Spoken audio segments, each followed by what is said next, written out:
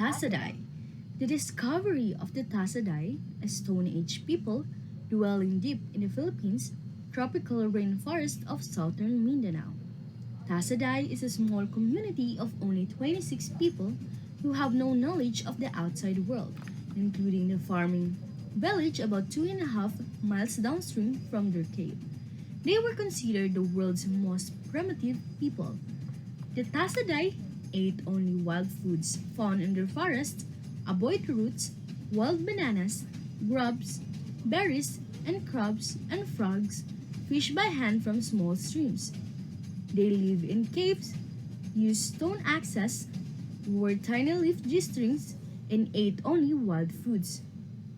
They had no idea how to hunt the monkeys, deer, and wild pigs that live in their forest.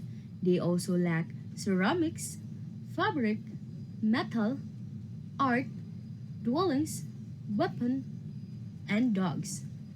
They not only did not produce or nurture domestic plants, but they also had no knowledge of agricultural foods. Manuel Elizalde Jr., the head of Panamen, a federal body formed in 1968 to preserve cultural minorities, was the originator of the Tasaday hoax. Presidential assistant for national minorities was known as Panamen. Elizalde reported in July 1971 that he had identified a primitive cultural minority living in the Mindanao jungle surrounding Lake Cebu. While foraging for sustenance, a local hunter named Defal purportedly had intermittent contacts with a primitive tribe.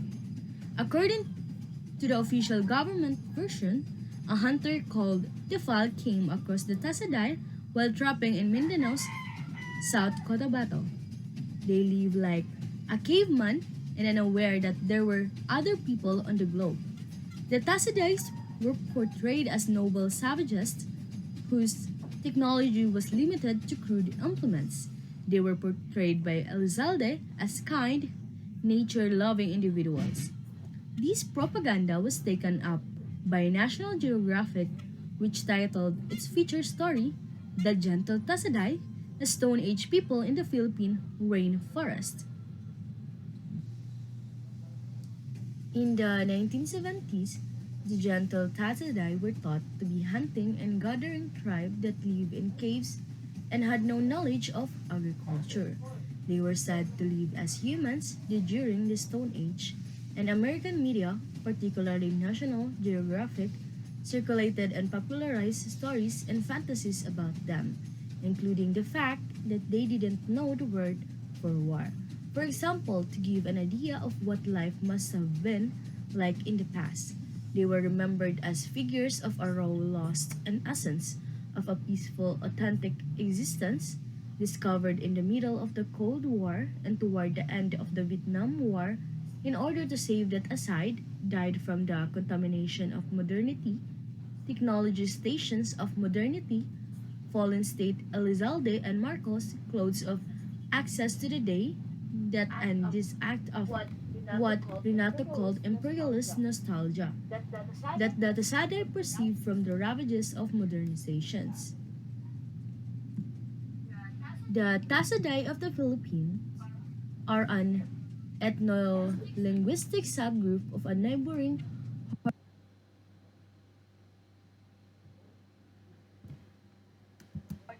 horticultural civilization who engage in hunting and gathering activities as well as trading forest goods.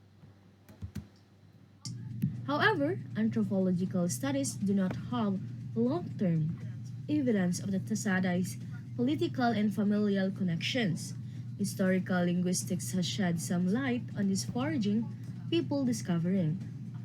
According to Red, this is the only known case in the Philippines where a previously food producing population has acquired a hunter-gatherer subsistence secondarily, most likely as a result of a small number of people fleeing to the forest within the city limits, possibly to escape a devastating epidemic in the previous 2 to 300 years. The film inspired from Tasaday is The Dream Jungle of Jessica Hagedorn's third novel. Is inspired on events that occurred in the Philippines during the 1970s. The discovery of the Southern Tribe during the filming of Apocalypse Now being commemorated by the 1997 obituary of Manuel Manda Elizalde Jr., Tasaday's discoverer and protector. Hagedorn decided to write a novel on these two occurrences, not to judge the anthropological cover-up or fraud, or Francis Ford Coppola's epic film, but to depict the moment and kind of incredibly intriguing events that happened between 1971 and 1977. His ability to depict this period in Philippine history, as well as how and what this could add to the understanding of the Philippines and its relationship to its colonial legacy, are all concerns that relate to the greater topic of literature and nation building. The Tasaday way of life, these people, the Tasaday, spoke a strange language, hunted wild food, used stone tools, lived in caves.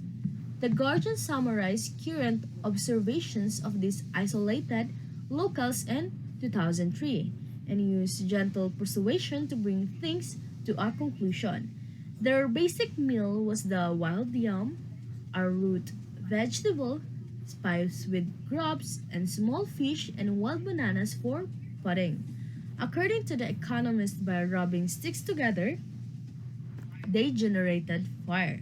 They went around naked or clothed and lives in this Eden. According to Cara David's documentary about Tasaday in 2009, the Tasaday women before are different from today. They're almost naked before, and some use leaves as an alternative clothes or loincloth, or also known as bahag.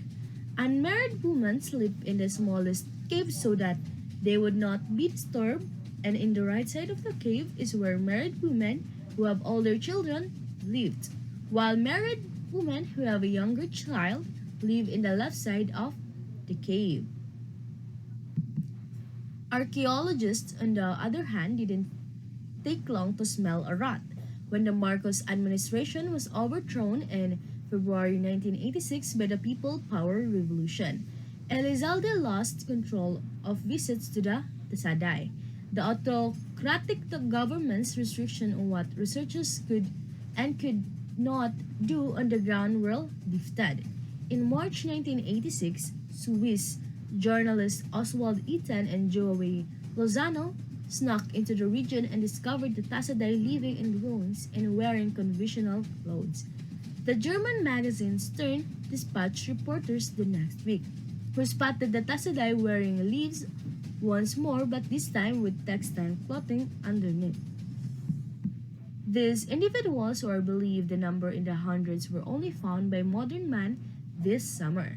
They are foragers and hunters who have no experience with agriculture or metalworking. The sea and other humans have no words in the language, according to the New York Times. The Stone Age Tasaday tribe is still considered the largest government hoax ever discovered. He forced us to live in caves. One of the tribesmen was questioned after the EDSA revolution in 1986. It was also revealed that one of Tasaday's Stone Age tribesmen had a kin who lived nearby. Oswald Eaton, a Swiss journalist, did some investigation and was taken aback by what he discovered. Until we meet Elizalde, we didn't live in caves. We merely lived near them. He had resided in the caverns, so we might evolve as cavemen.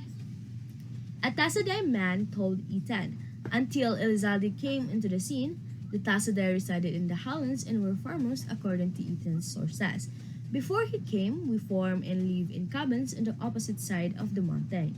We stripped off our clothing because Elizalde urged us to and urged that If we appeared impoverished, we'd get help. One of the Tasaday's questions by Ethan explained. In 1988, members of the Tasaday tribe traveled to Manila to file a lawsuit against journalists who called Elizalde's find fake. They won and the court declared them bona fide Stone Age tribe. Many anthropologists currently think that Tasaday was a fake as a Stone Age tribe, but they acknowledge that the people are genuine as indigenous tribe. According to anthropologist Adlan, the truth is blend of the two. The Tasaday were a fake when considered as a group of hired actors who paraded through the forest wearing leaves, but they were real when viewed as a forest-dwelling community of people caught up in the media. As Hedlund found in his 2009 essay, the Tasaday controversy assessing the evidence.